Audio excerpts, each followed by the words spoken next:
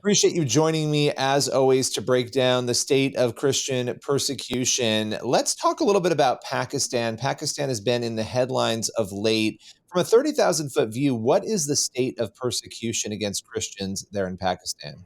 Well, I would say that Pakistan is one of the most difficult countries to be a Christian, certainly because of the mob violence, because of the blasphemy laws.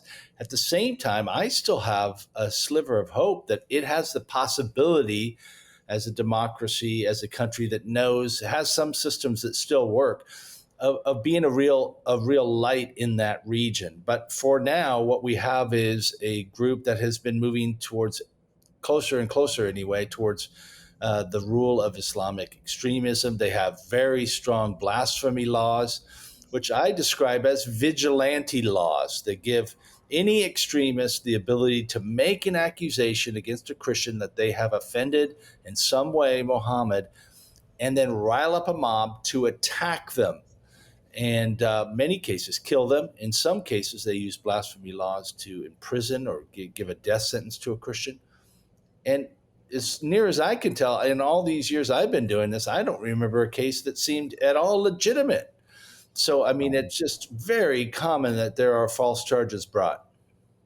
Yeah, there was recently a case where a man stepped out of a vehicle and was purportedly standing on pages of the Quran, didn't realize it. This is all, of course, this is the claim, and because he was standing on those pages, he was arrested and held on these blasphemy laws. You hear all the time stories of somebody being accused. I mean, you think about how terrifying it would be to live in a situation, and this is reality for people in Pakistan, I imagine, where you upset your neighbor, you have a minor dispute over something that has nothing to do with religion, and suddenly somebody is accusing you of insulting Muhammad. And as you were saying, the penalties can range from prison to death, correct?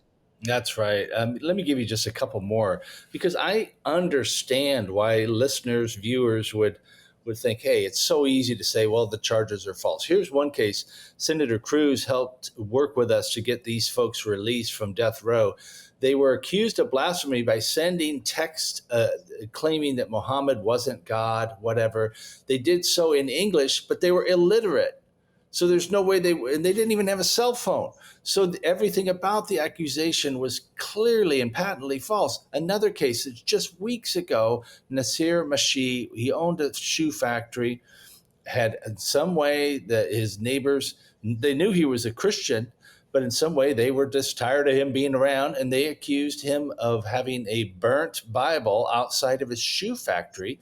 We have the video of this on our website, globalchristianrelief.org. The mob attacked him, beat him. When the ambulance showed up, they pulled him out and beat him some more, and he died in hospital just a day or two later. I mean, I could go on down the line over and over again, false charges using this vigilante blasphemy law. You talked about having some hope. There were recently some resolutions surrounding mob lynching and protection of minorities. Can you talk a little bit about those resolutions and if they give you additional hope, if there's a reason to still be concerned? Well, I think, first of all, there are church structures, Christian structures, which have been grandfathered in. So you do have the presence of some church schools, some denominations which are allowed to function in Pakistan, but they're under great pressure. I've talked to many of these leaders. We've looked at how we can help support Christian schools peacefully existing within these Islamic communities. Only, somewhere less than 2% of the people in Pakistan are registered as a Christian. So it's a small population relative to what's going on. So and they have a court system, they have an election system. So that's what I mean. I think if the people woke up to say, like, we're not going to empower extremism, but the reality is blasphemy laws are protected by the courts for fear of mob violence. If what will happen on a Friday afternoon, if a Islamic leader gets up and says, we're going to attack because they're going to take away these blasphemy laws, and we want to impose even stricter Sharia laws. Remember, it's right across the border from where the Taliban is ruling, and that's a portion, small portion perhaps, but a powerful portion of Islamic leaders in Pakistan. That's how they would like to rule Pakistan if they could. When you look at how your organization, Global Christian Relief, is helping and being involved, you spoke a little bit about it there for a moment, but talk about how you're helping and how normal citizens in America and across the world can get involved to help try and stop some of these blasphemy laws and some of the chaos we see targeting Christians there. Well, when we talk about advocacy, I think the power of our collective voice is important. So, sharing stories like the ones we have posted about Nasir Mashi, this blasphemy case that I just mentioned, share these stories. That's the power of our collective voice to put pressure on Pakistan, which, by the way, wants to be part of the business community. They want to be part of the international business world and get that resource, get that money, get American aid. So, in order to do so, it's entirely appropriate that we say not that you have American values, but simply go back to international law, which is all we're talking about, the things that everybody has already agreed to.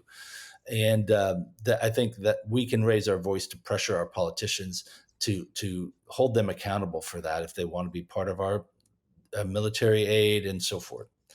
The other thing we do is what I would say knit together a network of people who, whether they be from academia or art, agriculture, political sphere, business sphere, within countries where it's most difficult for Christians to be supplied with Bibles, get clear teaching, meet together safely as a congregation. Now that comes as a shock to, if you're in Indiana, you can go to any church you want within 20 miles. It just all kind of depends on how far you want to go and who you want to listen to.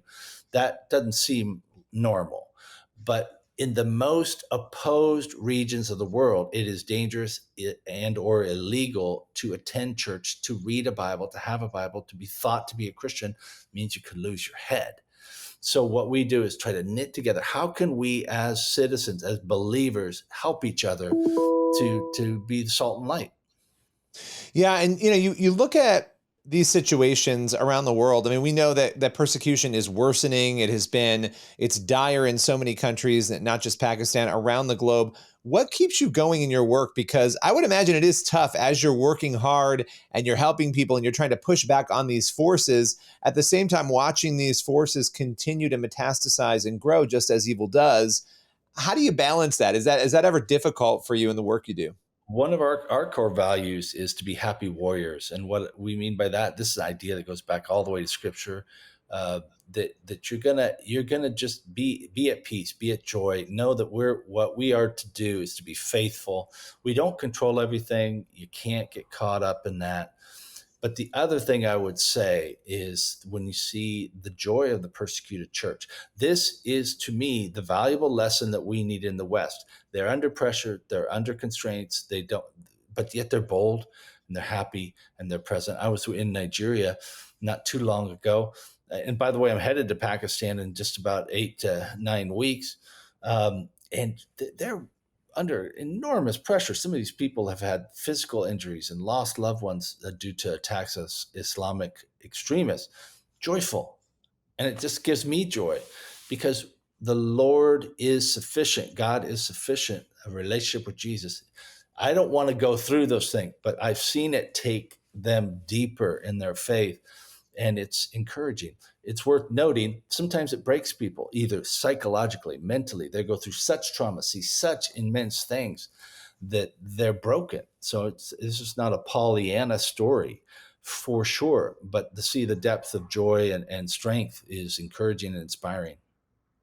Well, it's helpful to understand too for us what is going on. In America, we have our debates and our battles over religious liberty and religious freedom, but we don't have to worry that we're going to be killed if we offend somebody, that we're going to be harmed, our job will be taken, our home will be razed if we say something that people don't like. And yet here we have a country in Pakistan where these things are very real, and a lot of places around the world where it's very real. And yet that shows you the true faith and true hope that these people have, that they're able to, despite what they face, continue believing. That's the first thing, and being unwilling to give up their faith. Just final question for you. What does it do for your faith when you see these people persist when they've lost everything simply because they are believers?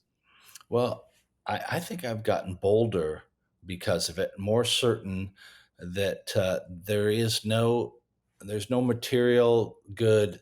There's no political government. There's no kind of thing that you might want in the world that's going to be sufficient to the peace, spiritual peace, knowing the power of the Holy Spirit to give somebody peace in the midst of trauma. And so I think it's made me bolder, more active, certainly in my faith, and I hope I'm maturing over as I go through this. I think it's important. But the other thing is, as you mentioned, we see shadows of persecution, censorship, intolerance towards faith.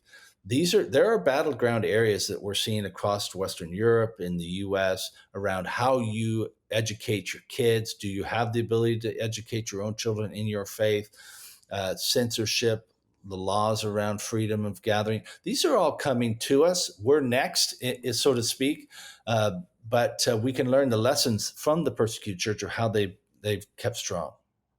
Yeah, and to your point, I mean, even in Finland, Pavi Razanen, you go down the line, she's the politician who's been, fighting a battle over sharing Bible verses, and it's insane that we're watching some of these things happen. And I think what you said is important.